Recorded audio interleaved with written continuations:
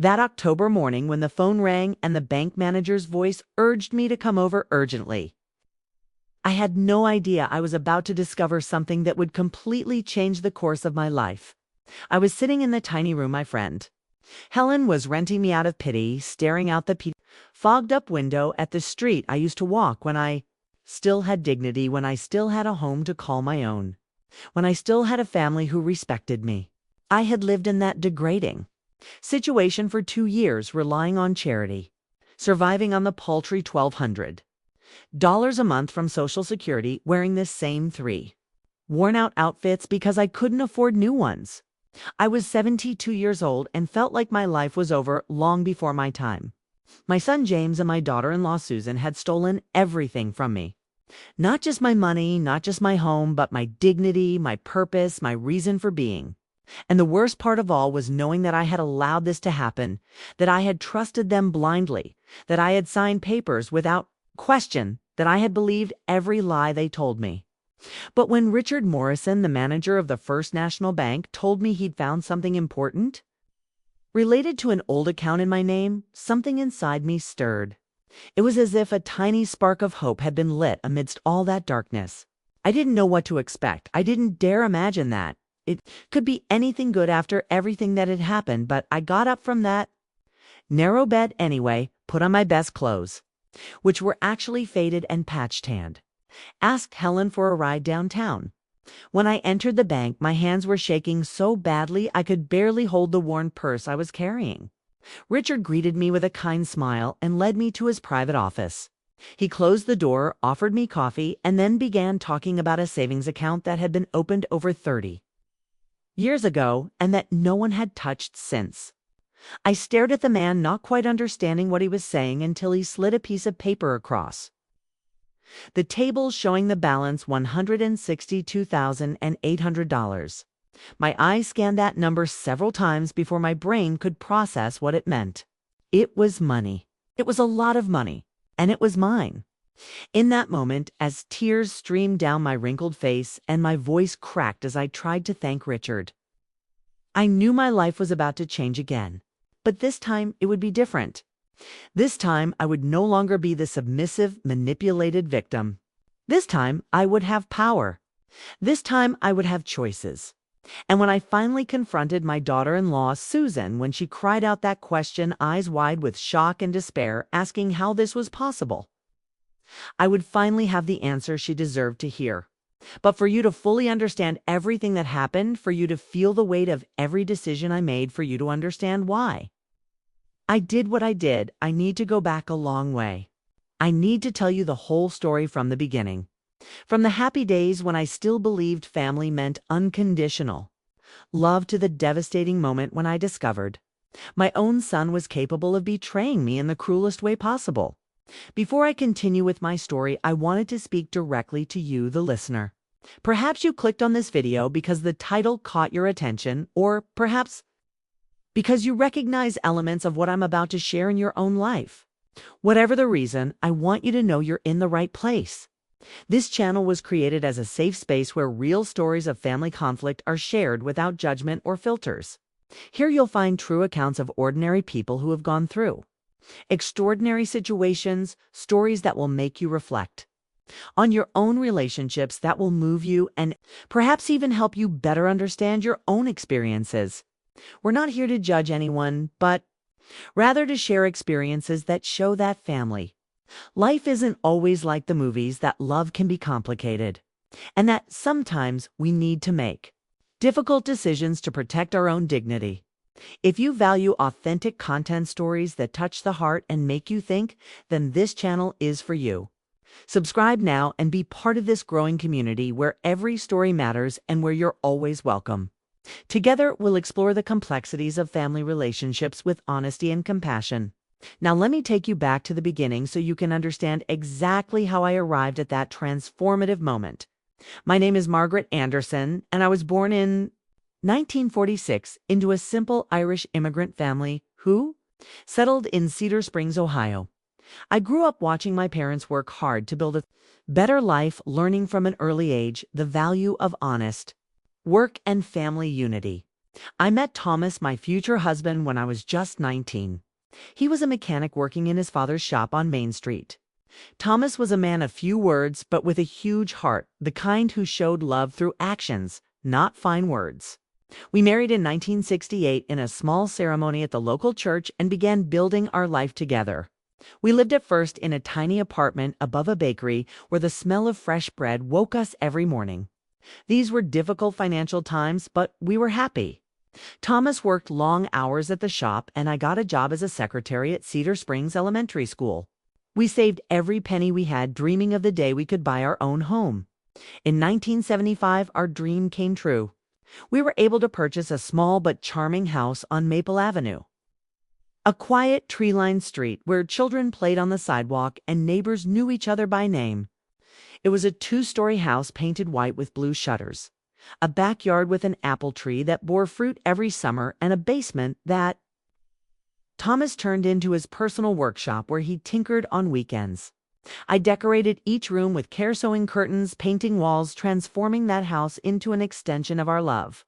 They were wonderful years full of hope and plans for the future.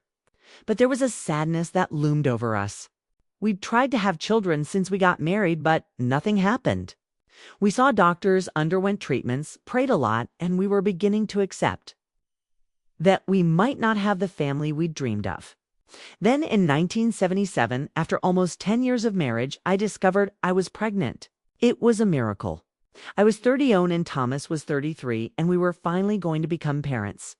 James was born in March of 1978 on a cold but sunny day, weighing 7 pounds with blue eyes like his father's and a loud cry that announced his arrival into the world. He was perfect. Absolutely perfect. I remember holding that baby in my arms and feeling a love so intense it hurt. Thomas cried when he saw him for the first time, a rare feat for him who had always been so restrained with his emotions.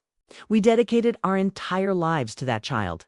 Every penny we earned went toward ensuring James had the best we could offer.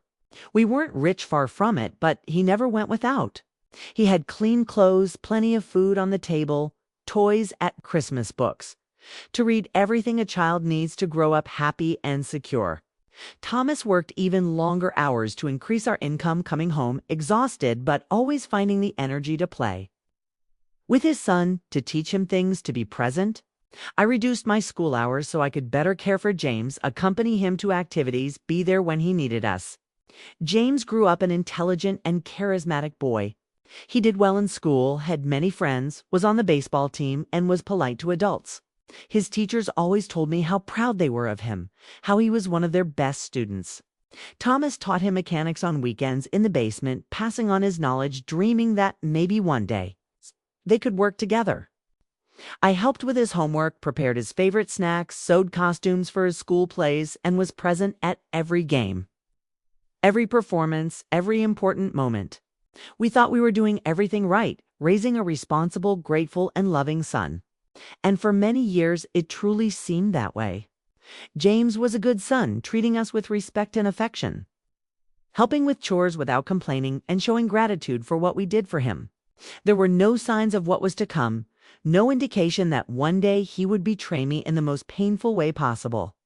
When James was 7 in 1985, Thomas had an idea. He was worried about the future, wondering what would happen to us if something went wrong, if he lost his job, or if one of us got sick. He wanted to make sure James was protected no matter what. So he opened a secret savings account at First National Bank, an account that would be our family emergency fund. The idea was to deposit a little each month, let the money grow with interest, and only touch it if we really needed it. Thomas started by depositing $50 a month, which grew to $100 as his workshop prospered. It was our little secret, something not even James knew about. I signed the paperwork with Thomas, but the account was registered solely in my name because Thomas said I was more organized with documents and less prone to impulsive spending. For years, that account grew quietly, $50 or $100 a month, gradually adding up. In 1995, when James was 17 and about to enter college, something unexpected happened. Thomas's father passed away and left a small inheritance, about $15,000, which was divided between Thomas and his two brothers. Thomas received his share and immediately deposited it all into that secret savings account. He said the money was for James's future to help him when he graduated and needed to start his adult life or for a real emergency if one arose. We talked about telling James about the account, but decided to wait until he was older and more mature to deal with the knowledge that there was money saved. We wanted him to learn to work hard to appreciate every accomplishment without relying on the expectation of an inheritance. As the years passed, that account simply faded from our everyday minds.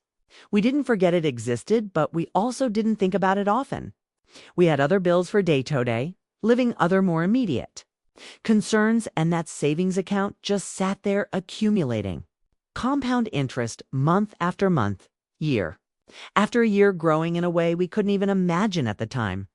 James graduated from high school with excellent grades in 1996 and received a partial scholarship to study business at a state college about 2 hours from Cedar Springs. It was the first time he had left home to live on his own, and I confess it was difficult for me. The house felt so empty without his presence, without his laughter, without the sound of his footsteps descending the stairs every morning. But I was also proud to see him grow, become independent, and pursue his dreams. Thomas and I paid what the scholarship didn't cover, sent money for his expenses, and visited every month with food and supplies. Throughout his 4 years of college, we maintained this constant support, struggling financially, but happy to be able to provide a quality education for our son. James graduated in 2000, returned to Cedar Springs, and got a job at a local logistics company. It wasn't his dream job, but it paid reasonably well, and he was happy. He rented a small apartment near downtown and began his professional life. It was in 2002 that James introduced us to Susan. She worked as a saleswoman in a department store and had come to Cedar Springs from a neighboring town seeking better opportunities. Susan was pretty blonde with an easy smile and lively conversation. At first glance, she seemed genuinely sweet and interested in James. They had been dating for 6 months when he finally brought her to meet us. I prepared a special dinner, tidied the whole house, and wanted to make a good impression. The evening was pleasant. Susan complimented my cooking, asked questions about our lives, and seemed interested in getting to know her boyfriend's family better. Thomas, who was usually wary of new people, seemed to like her too. Over the next few months, James and Susan became practically inseparable. He brought her to dinner at least once a week. We spent holidays together, and gradually, Susan became part of our family. In December of 2002, James proposed to Susan, and she accepted. They came to tell us in person, beaming with happiness, and I cried with joy hugging them both. My son was getting married, starting his own family, and I was thrilled with this new phase. We began planning the wedding, which would take place in June of the following year. Susan wanted a beautiful ceremony, but her parents couldn't afford much. Her father was a truck driver, and her mother worked part-time at a supermarket. They were living hand-to-mouth and had no savings. James didn't have much money saved either, after all. He was just starting his career. So Thomas and I decided to help. We used our savings to pay for most of the wedding. It was almost $12,000, including the venue rental, decorations, food, drinks, Susan's dress, James's suit, flowers, photographer, everything. It was a lot of money for us, but we wanted them to have a special day, a beautiful memory to cherish for a lifetime. Susan thanked me in tears, hugged me tightly, and said that I was the mother-in-law she had always dreamed of having, that she was very lucky to be marrying into such a loving and generous family. The wedding in June 2003 was beautiful. Susan was radiant in the white dress I helped choose. James was elegant and emotional, and the party was lively with all the friends and family celebrating. Thomas and I danced together, watching our son dance with his new wife, feeling that mix of joy and nostalgia every father feels when a son gets married. They went on a short honeymoon to Niagara Falls, a trip we also helped pay for, and returned ready to begin married life. They rented a small house 2 blocks from ours, a simple but cozy place that Suzanne decorated with enthusiasm. We helped with some furniture, donated appliances we had left over, and made sure they had everything they needed to get started. I was happy watching my son build his own family, excited about the prospect of one day having grandchildren to spoil. Everything seemed perfect. Absolutely perfect. If anyone had told me back then that in a few years that same daughter-in-law would be kicking me out of the house and my son would be stealing everything I had, I would have laughed at the absurdity of the suggestion. But life has a cruel way of surprising us. Thomas passed away in February 2007. It was a massive heart attack, completely unexpected. He was only 60 years old, healthy, active, and didn't smoke or drink excessively. He was simply working in the shop one Tuesday morning when he felt a sharp pain in his chest, staggered, and fell. By the time the ambulance arrived, it was too late. They couldn't revive him. My world collapsed in that moment. 3 decades of marriage, of companionship, of building a life together all ended in a matter of minutes. I was 61 years old and suddenly a widow alone, unsure of how to go on. The funeral was devastating. Watching that casket lowered into the earth, knowing I would never see his face again, never hear his voice again, never feel his embrace again. It was the deepest pain I've ever experienced. James was devastated too. After all, he had lost the father he loved and admired so much. Susan was by my side throughout the funeral, holding my hand, offering tissues, whispering words of comfort. In the months following Thomas's passing, I fell into a deep depression. I couldn't eat properly, I lost weight, and I spent entire days crying, looking at old photos, feeling his absence in every room of the house we built together. James came to visit almost every day, bringing prepared meals, because he knew I wasn't cooking and sitting with me in the living room, simply keeping me company. Susan also came by frequently, helping me clean the house, do laundry, and do the basic things I didn't have the energy to do on my own. She told me I wasn't alone, that they would always be there for me, that I was part of their family, and that they would always care for me. These words were my only comfort, the only thing that gave me the strength to keep living. I clung to this promise like a drowning person clings to a life jacket. I needed to believe that I still had family, that I still had purpose, that life was still worth living, even without Thomas. With Thomas's passing, practical and financial issues also arose that needed to be resolved. He had life insurance through the company, not much, but it helped. I received about $45,000, which I deposited into a regular savings account different from the old one Thomas had opened and which I no longer remembered. I also began receiving widow's benefits from Social Security, about $1,200. A month enough to cover my basic expenses since the house was paid off and I lived simply. James helped me with all the paperwork, with the probate, with closing the accounts in Thomas's name, with all the painful bureaucracy that follows a death. I was grateful for his help because I didn't have the heart to handle any of it alone. He seemed genuinely concerned about my well-being, always asking if I needed anything, if I was eating properly, if I was sleeping. At that time, he was still the loving and caring son he had always been. The changes would come later, so gradually that I wouldn't notice until it was too late. In May of 2008, the best news I could have received at that difficult time in my life arrived. Suzanne was pregnant. I was going to be a grandmother. For the first time since Thomas's death, I felt genuine joy, a reason to look to the future with hope rather than dread. A baby, a new life, a second chance to love unconditionally and be loved in return.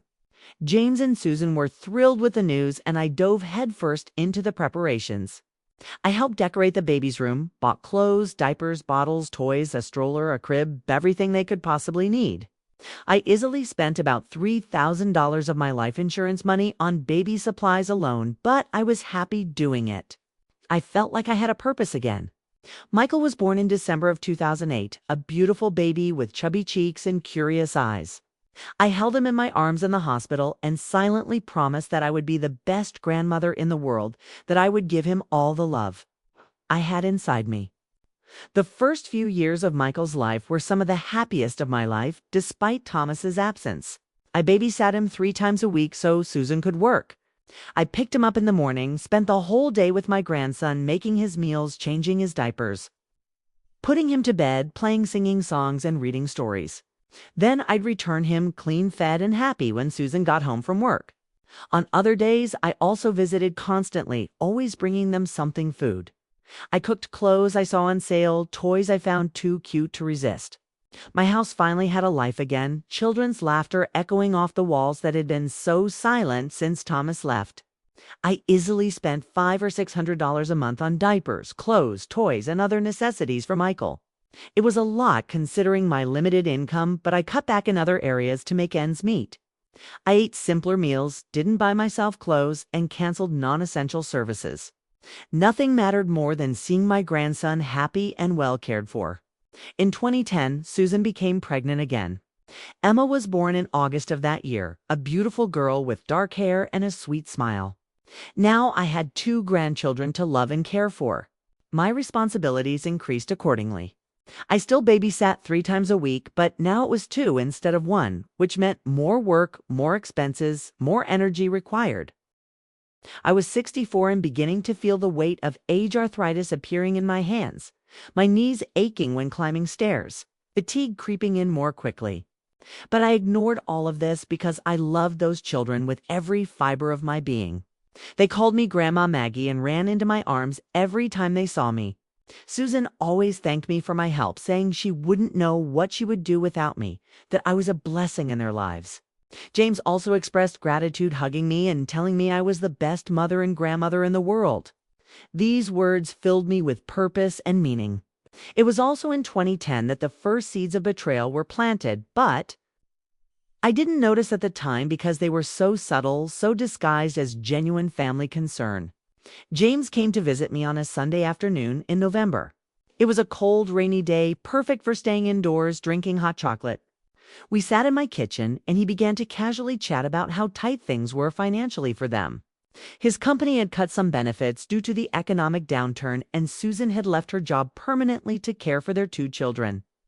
Full-time because the cost of daycare for 2 exceeded her salary. He didn't ask for money directly at first. It was more subtle. He simply commented on the difficulties, left the complicated situation in the air, and allowed me to come to the conclusion that they needed help. And it worked perfectly. As a mother, my immediate instinct was to want to solve the problem, protect my son, and ensure my grandchildren wouldn't go without. I offered to lend them $5,000 just until things improved. It was a significant amount from my life insurance, but I still had plenty left, and I trusted they would pay it back. James gave me that unwilling look, saying he couldn't take money from his own mother, but I insisted. Susan showed up later and thanked me emotionally with tears in her eyes, promising they would pay it back in 6 months once their situation stabilized. I transferred the money the next day, feeling like I was doing the right thing, helping my family when they needed it most. 6 months passed, and there was no mention of returning the money. I waited a few more months before broaching the subject because I didn't want to seem insensitive or self-serving. After all, family helps family, right? Money comes and goes, but blood ties are forever. When I finally delicately broached the subject a full year after the loan, James was visibly embarrassed. Susan explained that they were still recovering from the financial crisis, that they could barely make ends meet, but that they would settle with me as soon as possible, a promise that was never kept.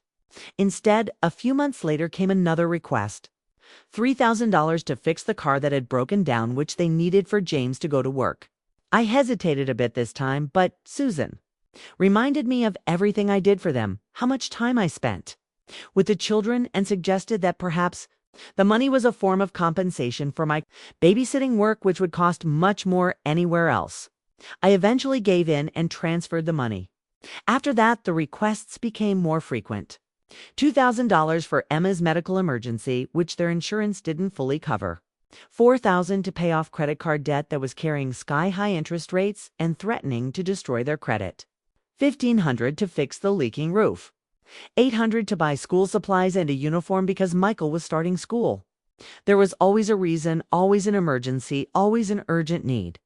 And every time Susan would thank me in tears, hug me tightly, tell me I was an angel, that they couldn't express their gratitude enough for such generosity.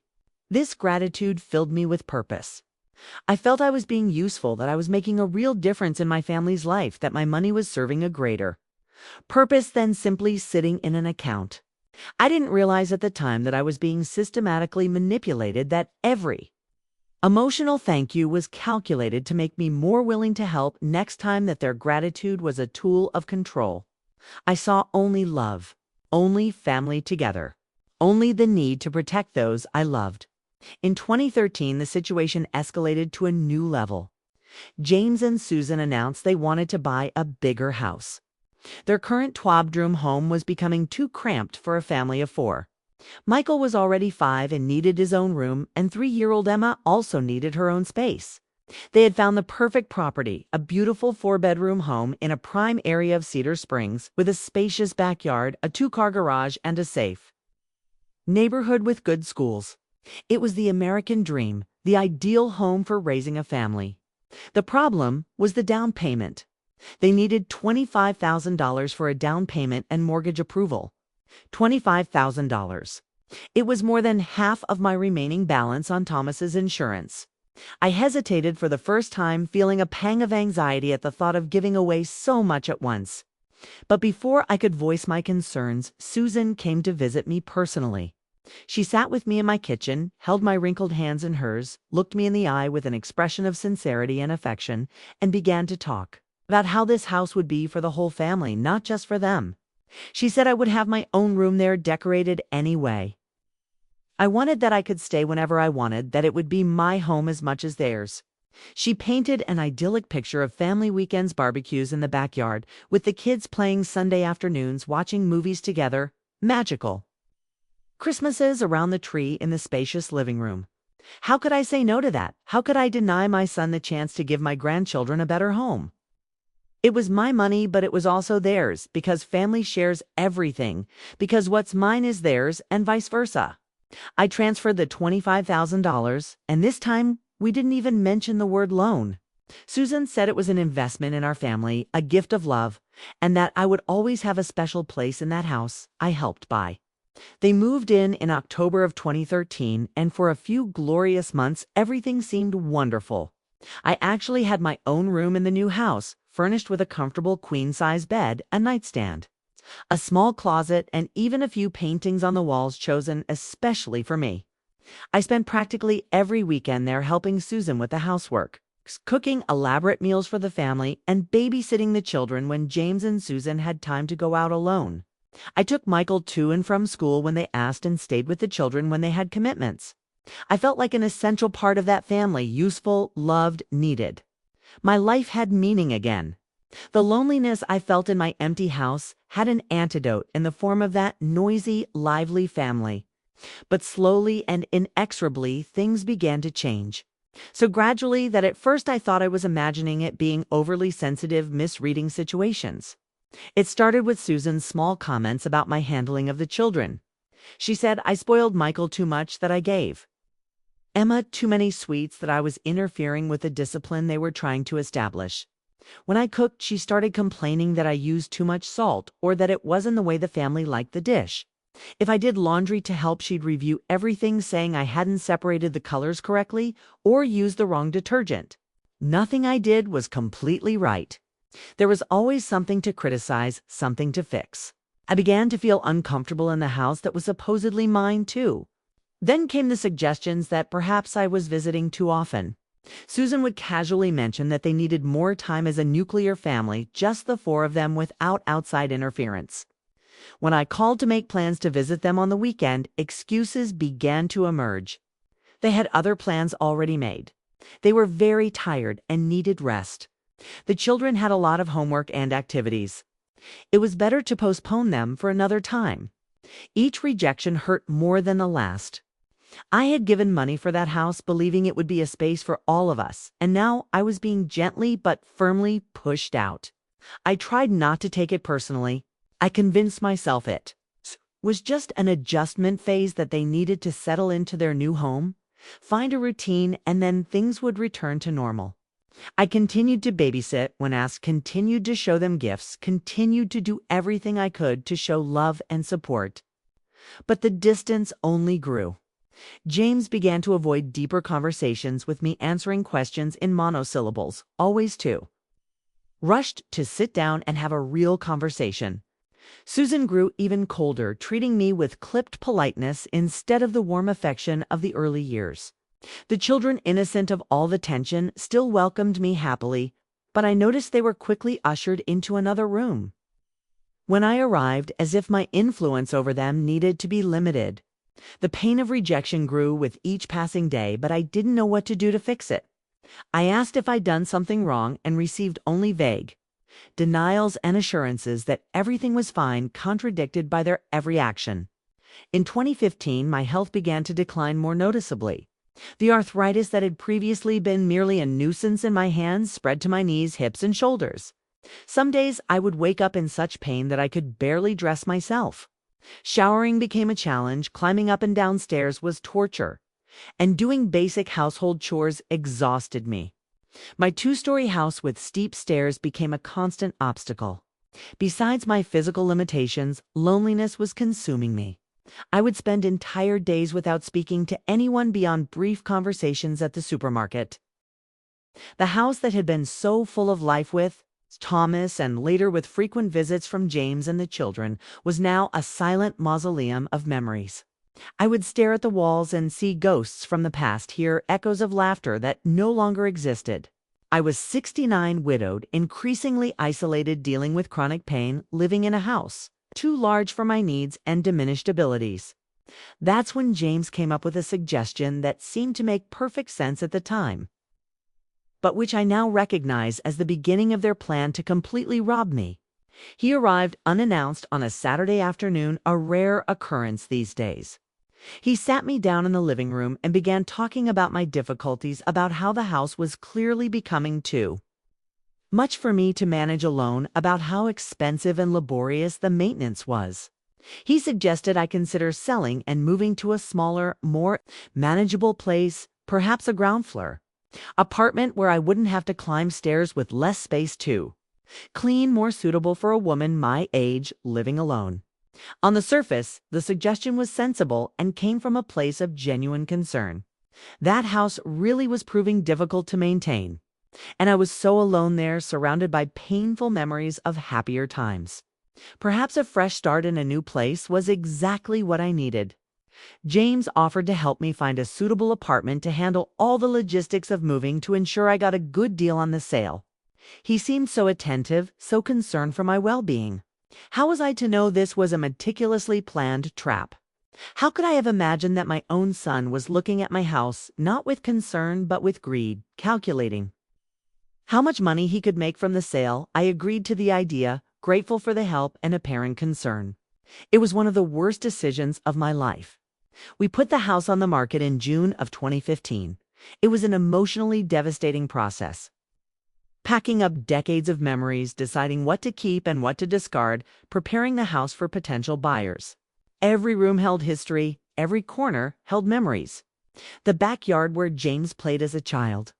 The kitchen where I cooked thousands of meals. The bedroom I shared with Thomas for so many years. I was selling not just a house, but physically saying goodbye to the best years of my life. The house sold quickly for $185,000, a fair market value for the local market. I signed the closing papers in August with tears streaming down my face, handed the keys to the new owners, and officially lost the place I had called home for 40 years. The money was deposited in my bank account, and suddenly I had significant resources again. $185,000. It seemed like a lot. It seemed like enough to buy an apartment outright and still have enough left over to live comfortably until the end of my days. But I didn't know that James was already planning exactly how to extract every penny of that money from me. While I was looking for a new place to live, James offered a temporary solution. I could stay at their place while we searched for the perfect apartment, while I decided exactly what I wanted. It made sense. It would save me having to rent a temporary place, and after all, that room was still there, supposedly reserved for me. I moved into their house with my suitcases of clothes and a few personal belongings, the rest going to a rented storage unit. From the first day, the atmosphere was tense. Susan was visibly irritated by my presence. She complained about everything. If I cooked, she said I was wasting food or making a mess in her kitchen. If I stayed quiet in my room, she accused me of creating an awkward and uncomfortable atmosphere in the house. If I tried to help with the kids, she intervened, saying I was doing everything wrong. Nothing was right. I felt like I was walking on eggshells the whole time, trying not to disturb, trying to be invisible, failing miserably. James was also different, distant, avoiding spending time with me, leaving right after dinner with excuses about work commitments. After 2 weeks of living there, James contacted me with news about the apartment. He'd found the perfect place, he said. A small but comfortable apartment, well located and affordable. There was just one problem. The place needed renovations before I could move in. The paint was old, the flooring needed replacing, and the kitchen and bathroom needed updating. Nothing major, but things needed to be done to bring the apartment into decent condition. The renovations would take about 2 months, he estimated. In the meantime, he suggested it might be better if I stayed with a friend or in a hotel because the tension with Susan was escalating and he didn't want us to reach the point of open arguments. He assured me he would transfer money monthly to cover all my lodging expenses. I accepted the suggestion with a mixture of relief at being out of that hostile environment and shame at essentially being kicked out of the house I'd helped buy.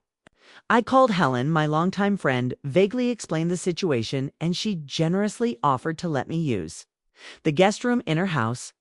I moved into Helen's house with the last of my dignity, a suitcase of clothes, and James's promise that in 2 months I would have my own place.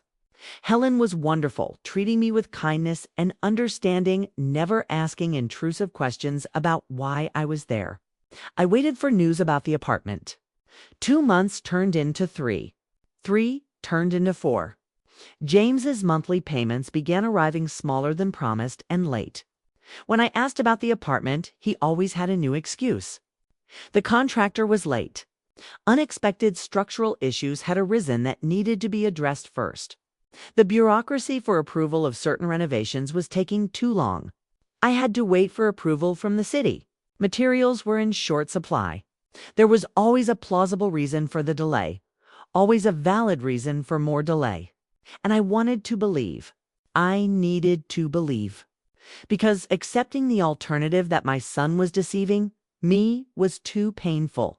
In April of 2016, 6 months after the house was sold, I tried to access my online bank account to check the balance and discovered my password no longer worked. I tried to reset the password, but the system said my details didn't match. Confused and beginning to worry, I called the bank. The clerk checked my account and informed me that a recent change had been made to a new owner, James Henderson. My son. She said I should speak to him about any questions regarding the account as he now had the same rights to the money as me. My blood ran cold. A chill ran down my spine. Something was very, very wrong. I called James immediately, my voice shaking. He answered with that infuriating calm of someone prepared for the question. He explained that he had added his name as a joint owner to make it easier to manage the apartment renovations so he could pay the contractors directly, and to speed up the entire process.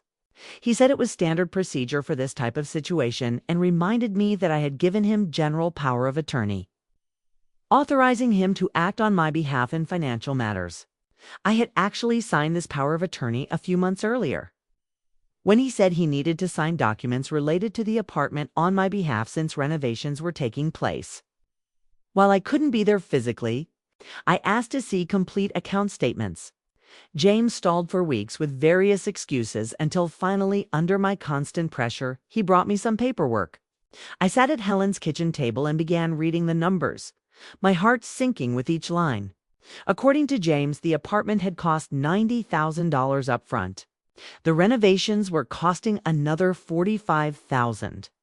There were legal fees, transfer fees, taxes, and other expenses that added up to another $20,000. A total of $155,000 spent. Only $30,000 of my original money remained. $30,000 of $185,000. In less than a year. I stared at those numbers, unable to fully process them. How could it cost so much? Why were the renovations so expensive? Where exactly was this apartment? When would I be able to see it? I asked all these questions, but James had answers for everything.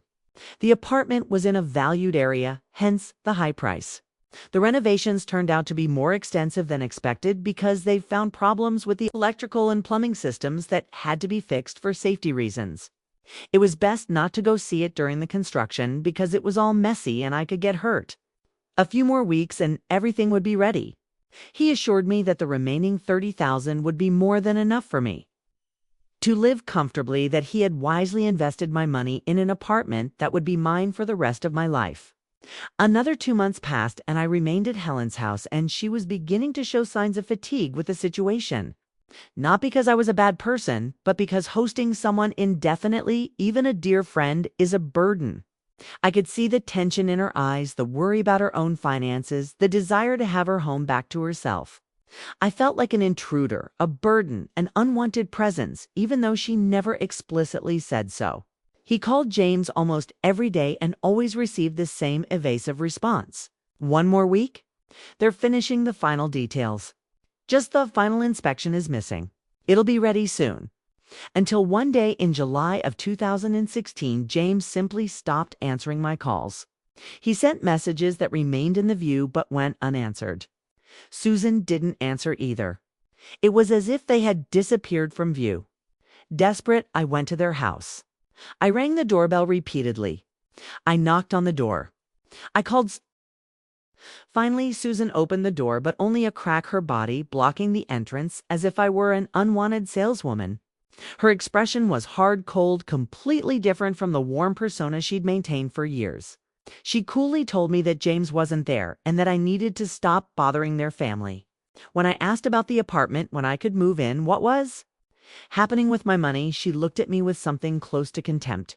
She said James had used the money wisely, making investments that would pay off in the long run, and that I should be grateful for his help instead of nagging. I tried to argue that it was my money, my life, that I had a right to know what was going on. Susan interrupted me abruptly, her voice rising. She told me I was an ungrateful, selfish old woman that I never knew how to appreciate everything they did for me, that, after all the years of caring for me after Thomas's death, after they welcomed me into their home after James's incompetent management of my finances, I had the audacity to question and complain. Her words were like knives, each sentence cutting into pieces of my soul. She finished by saying I was no longer welcome there, that I should stop calling and showing up, that they would contact me whenever and if they wanted. Then she closed the door in my face. I stood there on the porch, shaking, tears streaming silently, unable to process that this was really happening. That my son and daughter-in-law had just stolen everything from me and still had the audacity to make me feel guilty for questioning it. In the following days, I tried to contact my grandchildren. I called repeatedly, but they didn't answer. I left messages that went unanswered. Finally, I received a curt message from Susan, informing me that the children had been instructed to have no contact with me until further notice. I went to their school at dismissal time, desperate just to see their little faces, but was intercepted by the principal, who politely but firmly informed me that Susan had told the school that I was to have no contact with the children. They had completely severed all ties. I had been erased from their lives as if I had never existed. 70 years of life, 11 years of being a devoted grandmother, decades of being a loving mother, all erased in an instant. That's when Helen gently suggested that perhaps I should seek legal counsel. I made an appointment with the only lawyer in Cedar Springs, would accept free initial consultations because I couldn't afford to pay legal fees. I told my entire story, showed them the documents I had, and explained everything. The lawyer, a younger man named Ryan, listened to everything and then handed down the devastating verdict. I had given James general power of attorney. He was the legal cooner of my account. Technically, he had the right to make transactions. Suing would be extremely expensive, time-consuming, and with no guarantee of success. Furthermore, I would have to prove bad faith and fraud, which would be difficult, because everything had been done under the guise of helping me with my apartment and renovations. Even if I won, James clearly no longer had the money, so how would I recover? He suggested that perhaps it would be better to accept the loss and move on with what I had left. I left that office completely devastated, grounded, and without hope. Helen continued to host me for several months, but the situation became unsustainable. Her own finances were limited, and hosting someone else indefinitely was putting a strain on her budget. I began living essentially off my $1,200 a month pension. I looked for apartments to rent, but Cedar Springs had appreciated significantly, and I couldn't find anything decent for less than $7 or $8. 100 a month, which would leave only $4 or $5 100 for all other expenses, including food, medicine, transportation, clothing, and everything. It was unfeasible. Helen finally offered me a deal. I could stay in the small back room of her house permanently, but I would have to pay $400 a month in rent to help with the increased household expenses. It was more charity than business. She charged far less than was fair, but it would still consume a third of my income, leaving me with only $800 a month for everything else. I accepted because I had no alternative. At 70, I found myself living in a tiny room dependent on charity with no family, no future, and no dignity. This was my new normal for the next 2 years. During those 2 years from 2016 to 2018, I lived in a constant state of depression and hopelessness. I woke up every day without purpose, with no reason to get out of bed other than biological necessity. I ate one meal a day to save money. I wore the same worn-out clothes over and over because I couldn't afford new ones. I stopped cutting my hair, dyeing it, and taking care of myself in any way. I aged 10 years in those 24 months. People in town looked at me with pity when they saw me at the supermarket or on the street. Some came to ask if I was okay, if I needed help, and I lied, saying everything was fine because I couldn't admit the shame of what had happened. How could I explain that my own son had stolen from me? How could I tell him that I had been foolish enough to trust blindly and lose everything? The humiliation was too heavy to share. I tried a few times over those 2 years to reconnect with James. He sent humble, almost begging messages. He said he didn't need all the money back, just enough to rent a decent place and live with basic dignity. He never responded, not once. I saw him once at the supermarket. He was in the checkout line when I looked over and saw him walking in with Susan. My heart raced. I walked toward them, just wanting to talk, just to see if we could work things out. James saw me. Our eyes met for a second, and then he simply turned and walked away, pulling Susan by the arm, as if I were a stranger, as if she hadn't spent 50 years caring for him. It was as if I died, but my body didn't know it yet. There were nights during this period when I seriously considered ending it all. I'd look at the bottle of arthritis medication I was taking and think how easy it would be to take them all at once and just sleep forever. I wouldn't have to wake up to that meaningless life anymore. I wouldn't have to feel the pain of rejection anymore. I wouldn't have to carry the shame of my own stupidity anymore. It would be easy. It would be a relief. But every time I got close to making that final decision, something held me back. Maybe it was the stubborn spark of dignity that refused to let James and Susan have this final victory. Maybe it was anger simmering beneath the sadness. Maybe it was simply fear of the unknown after death. But something kept me here, living day after day, even when life seemed to have no meaning. It was a Friday morning in October of 2018 that my phone rang. It was early, just after dawn, and I was still lying on the narrow bed in my small room, staring at the stained ceiling. The number was unfamiliar, but I answered anyway because I had nothing left to lose. The voice on the other end was polite and professional.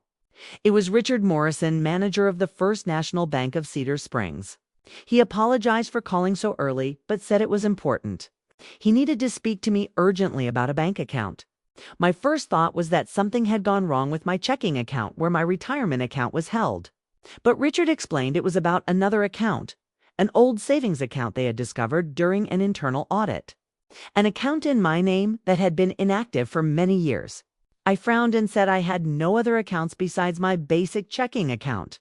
Richard gently insisted that it was important for me to go to the bank in person as soon as possible to discuss it.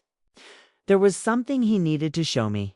His tone was serious but not alarming, indicating that it wasn't a problem, but an opportunity. I agreed to go that very morning because I honestly had nothing else to do with my time. I caught a ride with Helen, who was going shopping. I got off downtown in front of the bank, straightened my worn clothes, trying to look at least a little presentable, and went inside.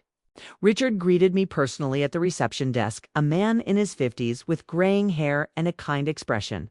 He led me to his private office, offered me coffee, which I accepted because my hands were shaking with inexplicable nervousness, and then closed the door. He sat behind his desk, opened a thick folder, and began talking. He said the bank was conducting a thorough review of old inactive accounts, part of a new compliance policy. When they found a savings account registered in my name, the account had been opened in 1985, 33 years ago. I tried to remember, but nothing came to mind. Richard then showed me the documents. My name was there, Margaret Anderson. But there was also another signature, Thomas Anderson, my late husband. And then something clicked in my memory. I remembered a night in 1985. James was only 7 years old. Thomas came home excited after work.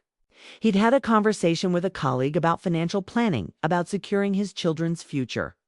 Thomas was worried about what would happen if something happened to us, if he lost his job, if we got sick. He wanted to create a safety net for James, something that would grow over time and be there for him when he needed it. We went to the bank together and opened that savings account. The idea was to deposit regularly $50 a month at first, let the money grow with compound interest, and only touch it in case of a real emergency. It was our little secret something just between the two of us. Not even James knew. For years, Thomas made those deposits religiously. $50, then $100 every month. But over time, as life went on and other priorities arose, that account simply slipped from our mental routine. We had other everyday accounts, other responsibilities, and the secret savings account was forgotten. When Thomas died in 2007, I was so consumed with grief that I forgot about that account. It never appeared in the estate because I simply forgot it existed, and Thomas had never mentioned it to anyone else. I looked at Richard with teary eyes and asked how much was in that forgotten account. He turned the page of the folder and slid a statement across the table. I took the paper with trembling hands. I read the number once. It didn't process. I read it again. It still seemed impossible. $162,800. My mouth opened, but no sound came out. I looked at Richard for confirmation that I wasn't reading it wrong. He nodded. Richard began to explain. The account had accumulated compound interest for 33 uninterrupted years. Thomas's monthly deposits plus the interest rate, which was considerably better in the 80s and 90s, all worked together over decades. Furthermore, in 1995, Thomas had made a single large deposit, $15,000, probably from his father's inheritance. That deposit also grew over 23 years. Everything working silently for over 3 decades had grown into this substantial amount. I began to cry right there in the manager's office. Great uncontrolled sobs that I couldn't hold back. I cried for everything I had lost. I cried for the pain of the past few years. I cried for the loneliness and despair. But I also cried for relief, for gratitude to Thomas, who even after his death had found a way to care for me. For hope that had finally returned after so long in the dark. Richard gave me a few minutes to compose myself, offered me tissues, and waited patiently. When I finally managed to speak again, I asked the most important question. Who had access to that account? Richard checked the records carefully and gave me the best news possible. The account was solely in my name. Thomas had never added a joint owner. There was no power of attorney over it. No one else had any rights or access. It was completely, utterly, and indisputably mine. James didn't know it existed. Susan didn't know. No one knew. It was my secret, my gift from the universe, my second chance. I asked when I could access the money, and Richard said immediately. We could transfer it to my checking account or open a new account at another bank if I preferred. I decided immediately to open a completely new account at a different bank, preferably outside of Cedar Springs, where no one would know where. I would have complete and absolute control. Richard understood without me having to explain the details. He saw my worn clothes, my unkempt appearance of someone who had stopped caring and probably understood there was a difficult history there. He helped me complete all the necessary paperwork to transfer the money to a new account at a Cleveland bank, all online and quickly. I would leave that office with my life transformed. But before I left, before I let my future move on, I needed to address the past. I asked Richard if he could recommend a good lawyer who specialized in financial fraud and elder abuse cases. He gave me the contact information for a reputable firm in Cleveland, saying they were excellent and had a high success rates in similar cases. I thanked him profusely, shook his hand, and walked out of that bank feeling as if I were floating. 3 days later, when the transfer was processed and I confirmed the money was indeed there in my new untouchable account, I cried again. But they were different tears. Tears of new beginnings, of possibilities, of justice finally being sought. I called the law firm Richard had recommended and scheduled a consultation for the following week. I didn't tell Helen yet. I wanted to be sure of what to do first. I wanted to have a solid plan before revealing my changed situation. The consultation with attorney David Chen changed everything. He was an Asian American man in his 40s, extremely professional but also compassionate. I listened to my entire story without interrupting, taking occasional notes, his face growing progressively more serious as I spoke. When I finished, he closed his notebook and looked me straight in the eye. He said we had an extremely strong case, both civil and potentially criminal. Although James had power of attorney, he had seriously breached the fiduciary duty it entailed. He had used my money for his own benefit under false pretenses. The apartment didn't exist. The renovations didn't exist. He had fabricated false expenses to justify draining my account. It was textbook fraud, embezzlement, and elder financial exploitational civil, and some even criminal offenses. David said we could sue for full recovery of the stolen money, plus interest damages for emotional distress and legal costs. He also strongly recommended that we report the case to the state's Elder Protection Services and the local police. I hesitated on that last part. He was still my son. Reporting him criminally meant potentially sending him to prison. But David asked me a simple question that changed my perspective. If a stranger had done exactly what James did, would I hesitate to report him to the authorities? The answer was obvious no. If it were anyone else, I wouldn't think twice about reporting him to the authorities and seeking full justice. David argued that being my son made the betrayal more emotionally painful, but no less criminal legally. That I had to separate personal pain from the need for justice. That allowing him to get away with it just because we shared DNA was sending the wrong message that family ties justify crime. His words resonated. I hired David that same day, paying the retainer with my recovered money. For the first time in years, I had power. For the first time in years, I had choices. For the first time in years, I was no longer helpless. David worked quickly. First, he made complete legal requests for all bank records related to the account James controlled. Every transaction, every transfer, every penny moved, everything documented. What we discovered was even worse than I imagined. James hadn't spent the money on an apartment or renovation. He'd used it to pay off mountains of personal debt. Credit cards with huge balances. Car loans. A personal loan he'd taken out but couldn't pay back. And worse still, there were transactions to online gambling sites. Hundreds of small transactions totaling tens of thousands of dollars in bets. My son not only stole from me, but also had a gambling problem I didn't even know existed. All that money I'd given him, thinking he was helping my family, all that trust I'd placed in him, had all gone to support addictions and financial irresponsibility while they left me living in misery. The anger I felt when I saw those records was greater than any sadness. It was a cold, determined, focused fury. David prepared comprehensive legal documentation. A civil lawsuit seeking full restitution of $185,000, plus accrued interest and damages for emotional distress totaling approximately $250,000. We also prepared a detailed report for the Cedar Springs Police Department regarding the financial exploitation of an elderly person, a crime they take very seriously in Ohio, and we filed a formal complaint with the state's Adult Protective Services. I signed everything knowing exactly what I was doing. I knew I was about to blow up my son's life. I knew this would become a public scandal in a small town. I knew my grandchildren would be affected. But I also knew it was necessary. That justice needed to be served. That he needed to learn that actions have consequences. In December of 2018, 2 days before Christmas, the papers were officially served on James and Susan by a court official at their home. I chose the date deliberately. They had ruined my life. It was only right that I should ruin their Christmas. Less than an hour after the notification, my phone rang. James?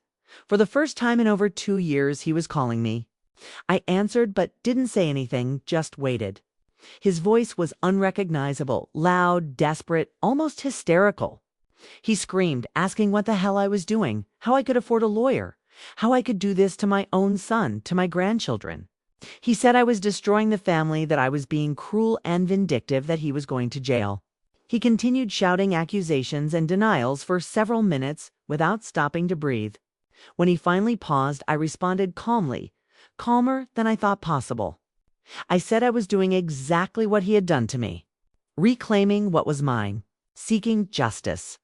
If he thought what I was doing was cruel, he should reflect on having left his own mother living in a miserable little room while he spent her money on online gambling. There was shocked silence on the other end. He hadn't expected me to know about the bets. So he tried to change tactics, his voice softening, almost tearful. He started saying he had problems, that he'd lost control, that he was sorry but didn't know how to fix it, that he'd paid all back little by little, that there was no need to involve lawyers and the police and destroy everything.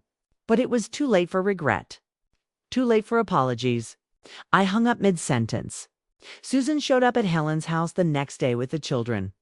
It was a clear attempt at emotional manipulation. Michael and Emma, now 10 and 8, ran to hug me as soon as they saw me. My heart broke seeing them after so long. They had grown so much. Michael was almost my height. Emma had lost that baby face. I had missed years of their lives. Susan let the children play in Helen's yard and then sat with me in the living room. She was different. Less polite, more tired, with deep circles under her eyes.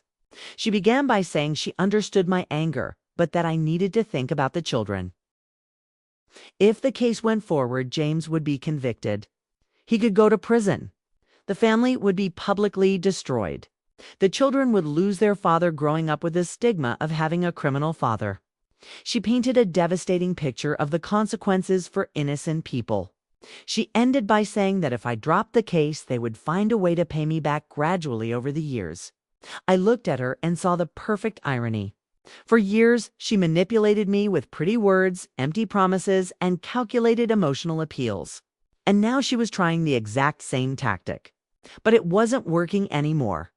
I told her that my decisions were no longer guided by emotional manipulation, that I had an excellent lawyer and everything would be resolved legally, that she should have thought about the children before stealing from me. She tried to argue, but eventually realized she wasn't getting anywhere and left taking. The crying children begging to spend more time with Grandma. The case moved surprisingly quickly because the evidence was overwhelming and indisputable. David had built a perfect case. Every transaction was documented. Every lie was exposed.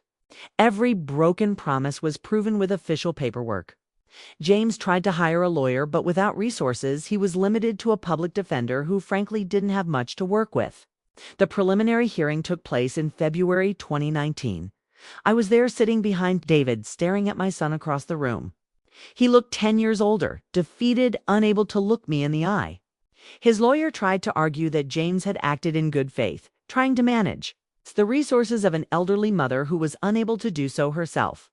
David methodically demolished this argument. He presented evidence of my complete lucidity and mental capacity. He showed the transactions to gambling sites. He showed payments of personal debts that had nothing to do with me. He showed that there was no record of an apartment purchase, a renovation contract, or an invoice for materials. Nothing James claimed to have done with my money. The judge was visibly distraught. He granted an immediate injunction, freezing all assets owned by James and Susan until the case was finally resolved. He prohibited them from selling the house or making any significant financial transactions. But here the story takes a turn that even David didn't expect. During the mandatory legal discovery process, he discovered something interesting about the house where James and Susan lived. That house I had put down $25,000 for in 2013. It was registered in both of their names, but there was also a note in the original purchase agreement indicating a significant financial contribution from a third party, specifically my contribution, which had been essential to securing the financing. Based on this, David argued that I was entitled to a claim on a percentage of the home's equity, proportional to my original contribution plus appreciation. He calculated that I was entitled to approximately 30% of the property's current net value. James and Susan were horrified when they discovered they could lose the house. Their lawyer tried to negotiate. They offered to pay $50,000 in 10-year installments. David consulted me. I immediately refused. It wasn't about money anymore. It was about them understanding the gravity of what they had done. It was about consequences. Our counteroffer was clear and non-negotiable. A full payment of $160,000, the remaining original amount, plus accrued interest within 6 months. Or we could force the sale of the house to recover our due amount. The choice was theirs.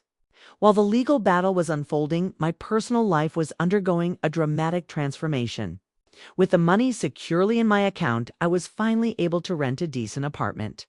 I found the perfect place. The second floor of a small, well-maintained building 3 miles from downtown Cedar Springs.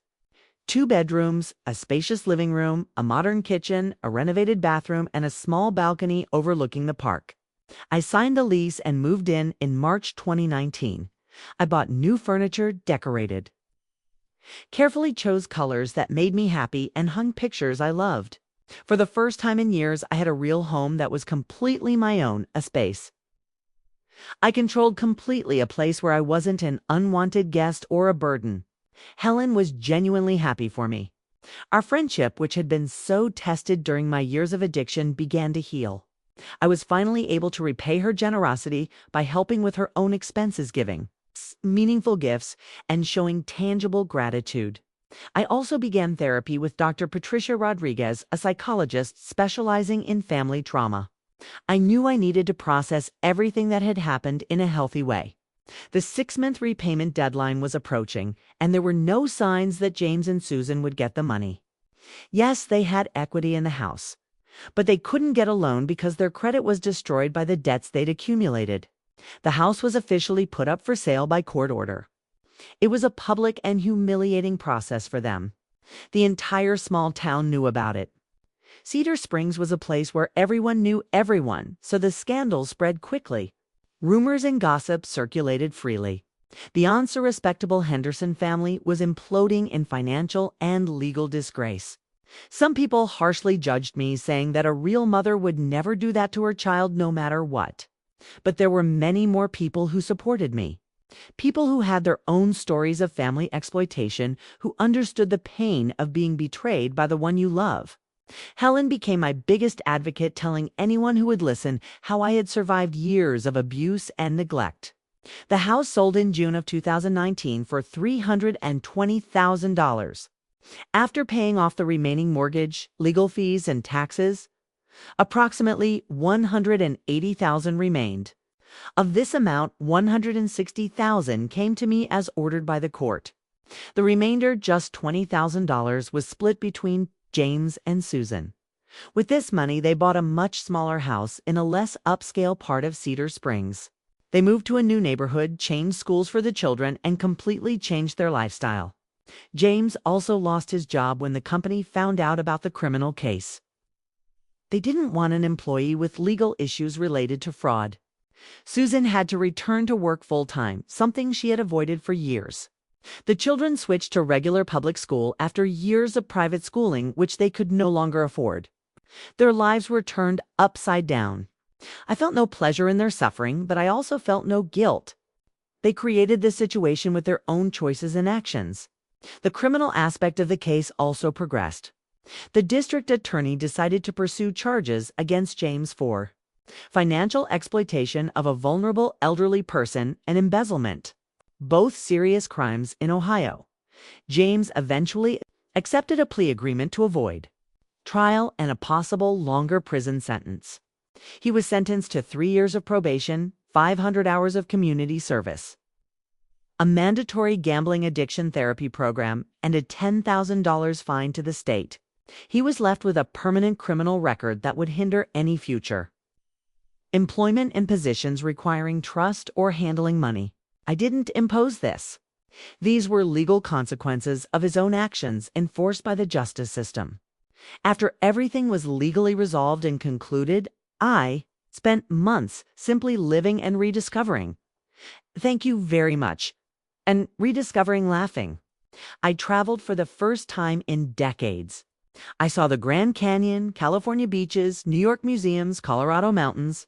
Each place made me feel like I was reclaiming my life, making up for lost years. I returned to Cedar Springs a different person. I started volunteering at the community center, helping other seniors with basic financial issues. My story, as painful as it was, could alert others.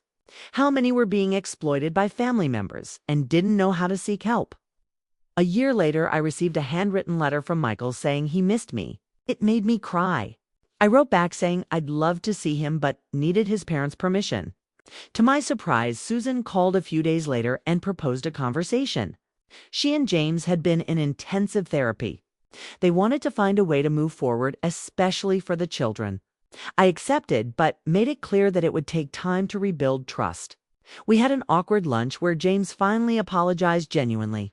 I didn't accept immediately, but I agreed to start having monthly meetings with the grandchildren. Today at 77, I live comfortably in my apartment surrounded by things I chose. I have reasonable health hobbies and true friendships.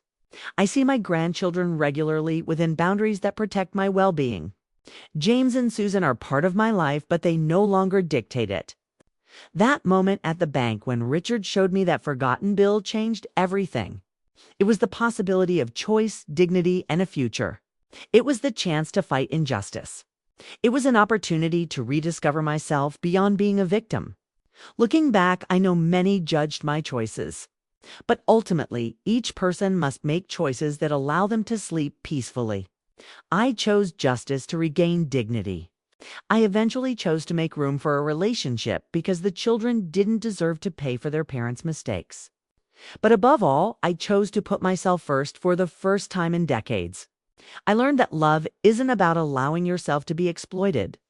That family isn't an excuse for abuse. And that it's never too late to start over. If you're listening now and recognize elements of your own story, know that you're not alone. Financial and emotional exploitation of the elderly by family members is more common than we imagine. It happens in silence, hidden by shame and love. But you don't have to accept it. There are legal resources, support organizations, and paths to regaining dignity. If you identified with this story, leave a like so more people can find it. Tell me in the comments if you've been through something similar. Subscribe to the channel for more real stories of overcoming. Share this with someone who needs to hear this message that it's possible to rebuild even after losing everything. Always remember that you deserve dignity, respect, and true love, not exploitation disguised as family support. Thank you for listening to me this far. Your presence made a difference.